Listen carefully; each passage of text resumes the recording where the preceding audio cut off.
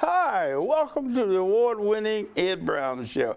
I know you're sick and tired of the State of the Union and all these different things coming up, but Ed Brown has some outstanding guests here, have outstanding subject. In fact, we have Mrs. Richmond. She's back with sarcoidosis. You know, we talked about that, and Ed Brown was one of the first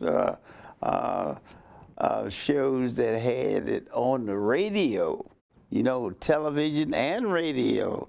And Kamaria Richmond here, she has done a terrific job in bringing this information. You know, you don't hear much about sarcoidosis. I know we have it on staff here. But Kamaria has been working with it a long period of time, and she has her own radio show. So what we want to do, we want to start 2018 giving you more information about it and get that flu bug out of here. You know, we don't want any more flu. We had enough. Kamaria, tell us a little bit about 2018, and a lot of people, they talk about sarcoidosis, but they really don't know what it's about. Give us a little background that your show and others have asked about. They want more information about this relationship to their health. Well, I was diagnosed with sarcoidosis in 2004. And the symptoms vary. It's a chronic systems, and it also affects different places in the body. So it may be different organs. Different right? organs. So it might be I just found out not too long ago from my rheumatologist, some people have it in the brain, some people have it in the heart, but typically a lot of it's in the lungs, in the eyes, in the skin, and the lungs and the joints. So and the joints. Tell me about the joints. And that's where I have it. I have it in the eyes. I have it in the lungs, the joints, and the eyes and the nose. So what they're called are little granulomas, if I got that out right. And so there are different cells in the body that become inflamed. So it's really inflammation in different parts of the body. And so far, you know, they don't have a cure. You know, I asked you it. off camera about this flu bug that's going around. Is it affects the sarcoidosis, or it's totally different? You know, because when you said joints and all of that stuff, it weakens your immune system. Right. So, you know, I just got over pneumonia. Right. And so because that's what I had. Earlier in September. Right. You did. Yeah. So your immune system becomes kind of compromised. And the way that my doctors have treated it has been with steroids, which, you know, steroids are not the best, but for so far they do the work. People think of steroids negatively anyway. Right. Yeah.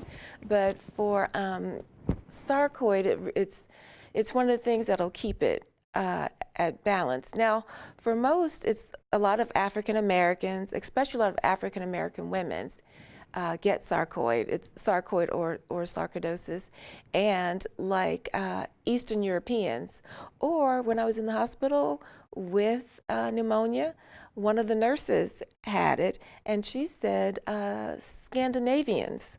So it only affects, you know, small percent of the population. And I was saying before, you know, they don't have a cure, but you can be treated. But I take supplements and all that kind of good stuff to try and keep my immune system healthy. As healthy as it can be. Is that something that you check periodically? Yes. And what is the procedure for checking it? Well, there's a test called the ACE test, and so periodically. The age? ACE test. So, and it was interesting because my doctor, my rheumatologist, was doing an ACE test, and I never knew that until it was my pulmonologist, my rheumatologist, my let's see, a doctor for the skin. I can't think of the word. I can't think of the other doctor. But I had about 4 doctors just kind of come to the conclusion to say, you have sarcoid, because they thought I had lupus. They thought I was in my apartment for like a week because they thought it was, what's the other thing? Oh my goodness.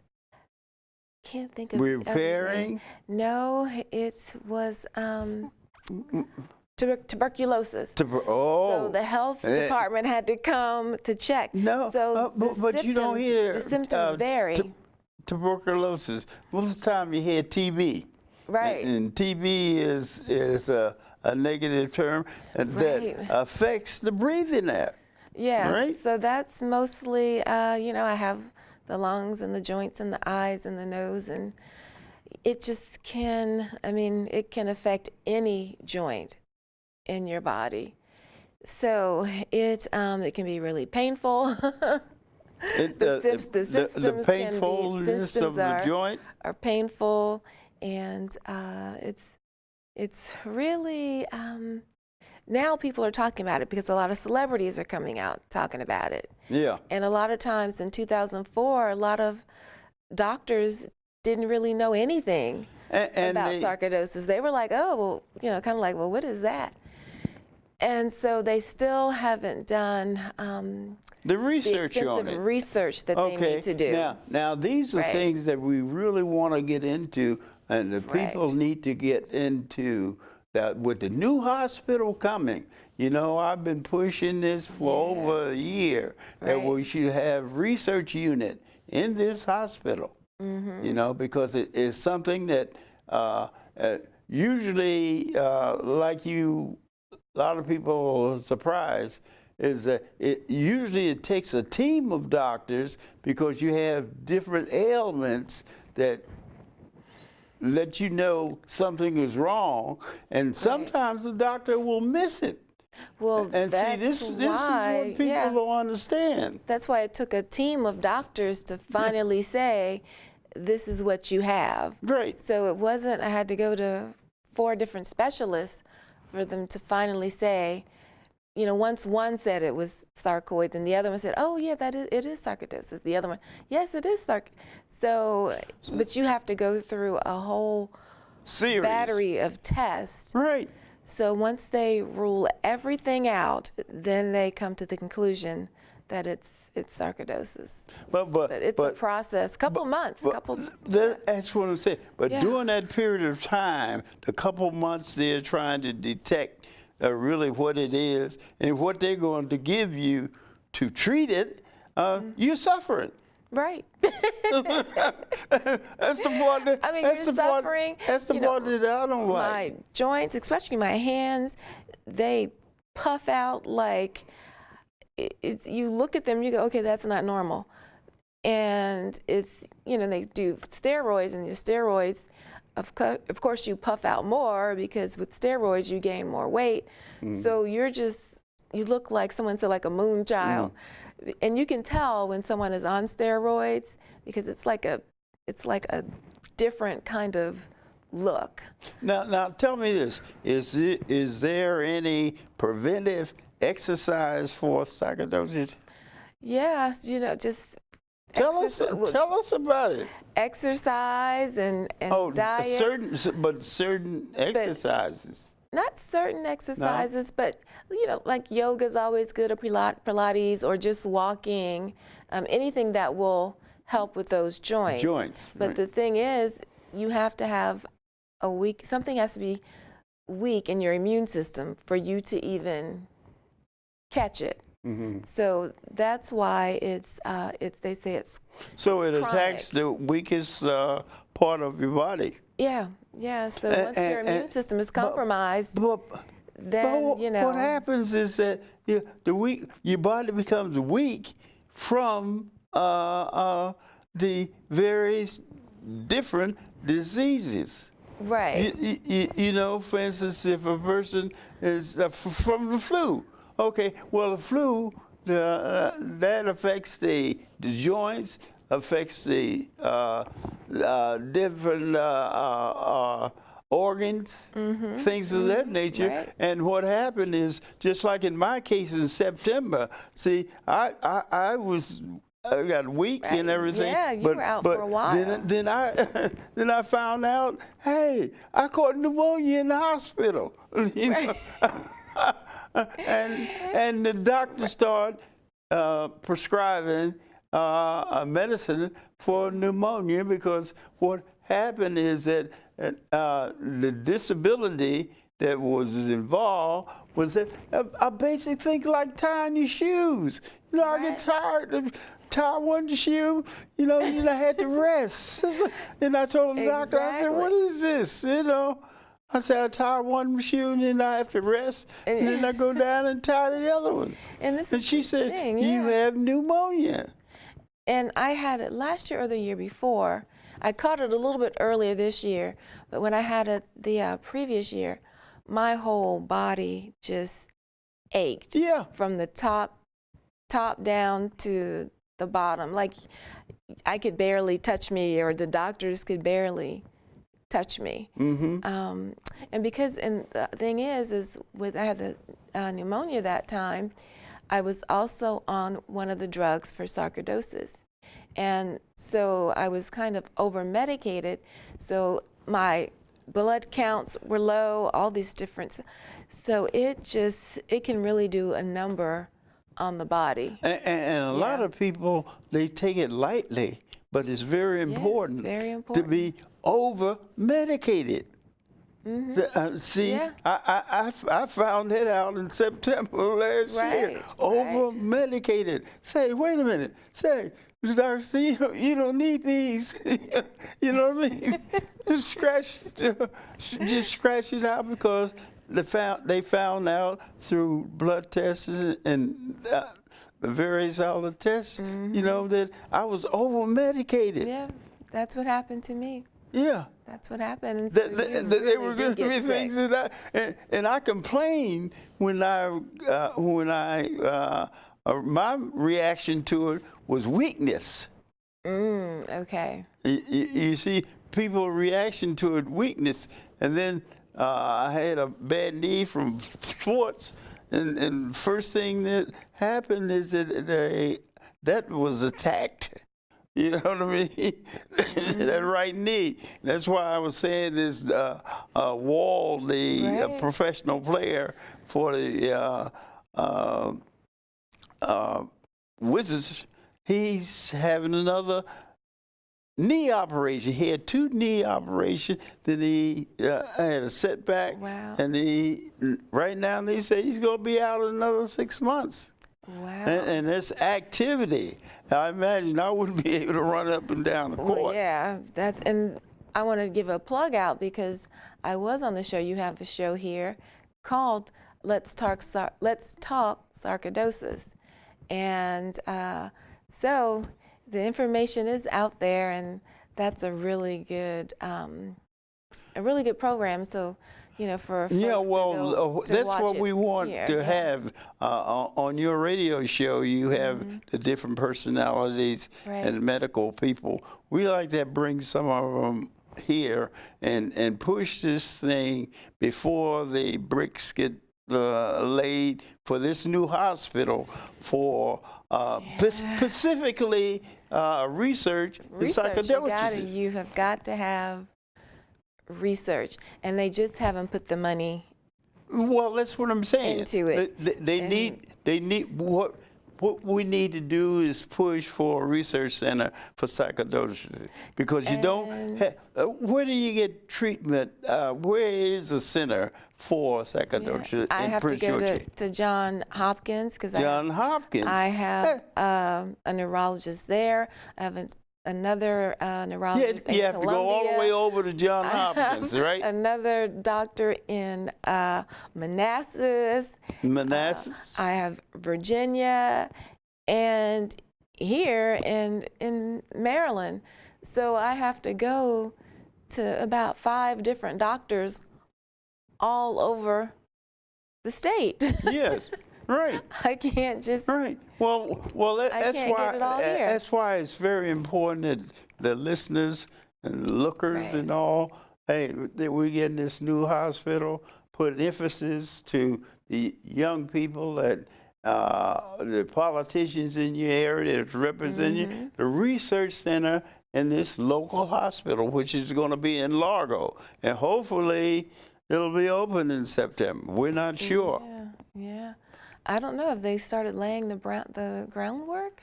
Oh yeah, well, it's going to be in Largo, you know, where the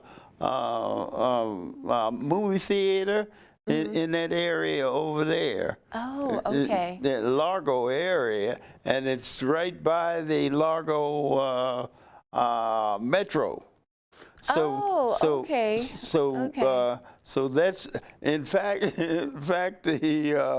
the parking garage is already up over in Largo, and they're physically now tearing down the debris from the development from the other stores. So you should get on that right away with your representative on the county council, House delegates, and the state senate about getting a research center there of sarcoidosis and other research items. Another research item, I keep pushing it because I'm involved in that, is the fact that when you have joint problems, you know, those are things that serious. Are very serious, but it affects your mobility. Exactly. See, and like you were saying before, everything makes you so tired. Right. It's, you know, you're barely moving. Right. Because everything makes you so tired, and you know the medication. And you have to rest. Yeah, you do. You have to rest, and you know the medication all they can do is treat you because they say there is no cure, but it's such a small amount of the population that putting that research in. Right. Exactly. And as I've mentioned, you know, it really affects a lot of African Americans mostly, and a few of those, a few of the European countries, like Scandinavia. The doctor just told me that, or the nurse said that. And I just thought it was Eastern Europe. I didn't know where, but she said Scandinavia, so it's really strange. And a high population of senior citizens located in Prince George County and the metropolitan area too, you know, demands that type of care. Exactly. And I think that this is what people, they want to complain about something to the politicians and, you know, in the hospital, is it research in sarcoidosis and researching the joint ailments, Yeah, because for the elderly, that's you know, serious. For a lot of the elderly have to. Senior citizens. It's all about those joints. The joints, exactly. Yeah, and you don't want to have surgery for everything. No.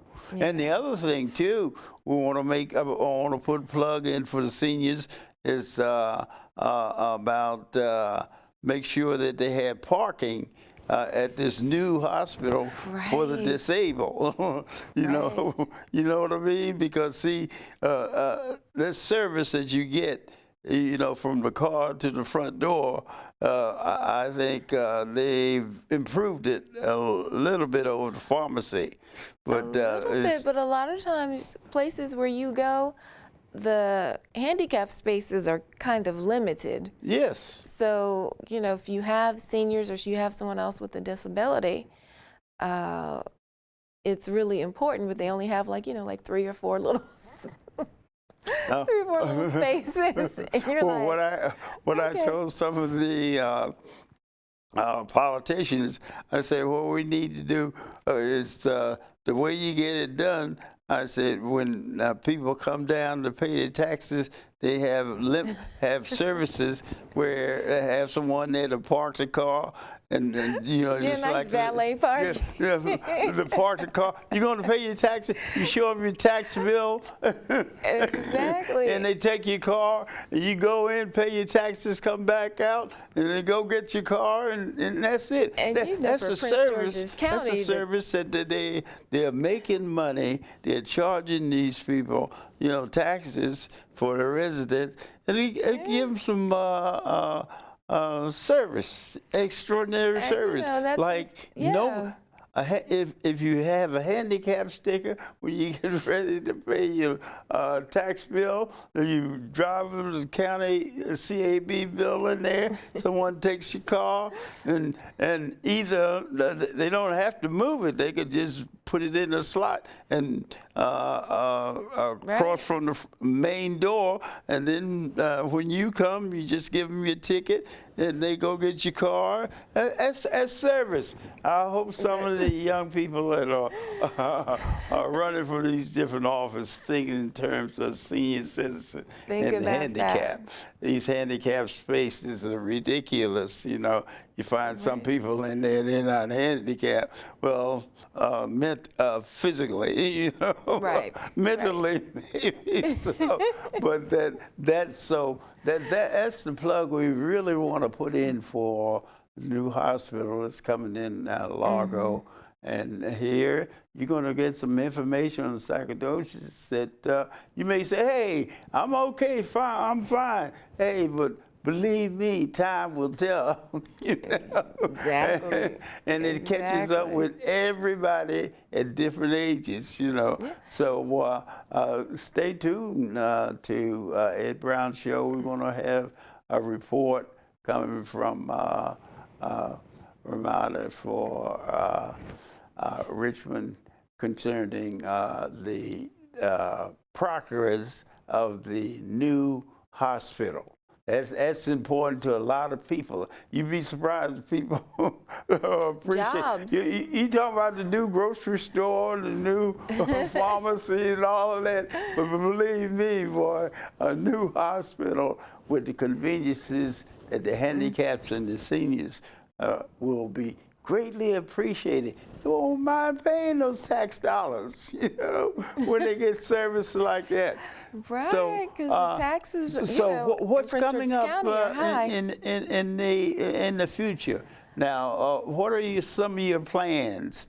Tell us. Well, you're referring to my show because we were talking about it before.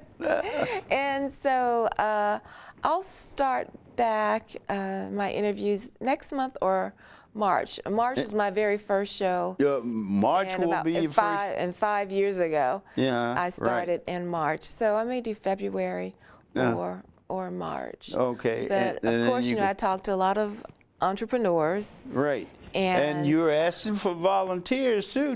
Make your appeal there because we need these volunteers. Yeah, to do some research because it takes me a while to get through because of the effects of the stroke. It takes me a while to gather information on people, and so that takes a while to like gather that information. Well, that's a different. Some people think of sarcoidosis and they think of stroke. Now, what is the difference in the two? Well, in some cases, one may have to do with the other. I mean, it is possible that you can have a stroke from sarcoidosis. Right. I mean, that is possible. You can. Right. Right. But it's not always the case. With a small amount of people, it has happened to a small amount of people, segment of the population. So it's serious because if it goes to your brain, you know, it goes everywhere, wherever it wants to go. In your body is where it goes. And so the brain and the heart are... Well, what about diet? Yeah, well, you know, we all need to eat right and exercise. Oh, yeah. Easy said than done. We all need to do that. But anything, I haven't done the research on exactly what, you know, makes it better and what makes it worse. So you going to be doing a show on that? Possibly, maybe like in the summer. In the summer, good. Yeah. Hey, you heard it here. Yeah. She's gonna help us out. Us guys that's out there making excuses for not exercising. But anyway, having that, and the thing that's is very important too is volunteers. And I think in terms of, and I go to skip over to education now. As far as youngsters are concerned, they need to know about sarcoidosis and different other problems that elderly and seniors have. Absolutely. Well, we generally wait till it happens. Then we That's what happens a lot. That's what happens a lot. It happens a lot. Yeah. But what we're trying to do, we have, my thing is the voting. We have voting coming up in June, and we're going to have governor running. We have so many. So many. Excuse me. So change is good. Change is good. We need what we need to do is get the youngsters involved in the voting aspects and get them volunteered into the system. What does it take for the system, to really get the youngsters out to vote? And your organization with volunteers, we like to actually use that, because that's the young people need to know what the society is really all about, and that is doing homework on the voting. Here we have a big election coming up for governor and a lot of other things too, as far as the local elections are concerned. And so we feel that you should make sure that your youngsters get exposure to the voting system. Take them to the Civic Association. Take them to these different places where they can get the exposure. Have them volunteer to help Mrs. Ramada in her effort to bring health care to the senior citizens. Okay, this is the Ed Brown Show, and once again, what are we going to do? We're going to bring you more health habits, improve your health habits, and vote, and improve your voting habits. Yes. Which is not good. So, you have parting remarks? Well, I'm glad that you're talking about young people and voting and research. If you think that what you're getting today is 100% accurate, you are mistaken. So you have to do your research. You can't just let a politician say, well, this is the fact, when it actually is not a fact. That's the last word. Do your homework. All the young people out there, you do other things. Get involved in the political system of this country. If not, you're going to get another Trump. Remember, you heard it here. This has been Ed Brown. See you next time. Don't ever play yourself. The key is to make it, so make it. Louise, can you give me an example of an inspirational quote? Don't play yourself. The key is to make it. And who said that? I did. Now that's a major key alert. Learn the real major keys to getting to college at getschool.com.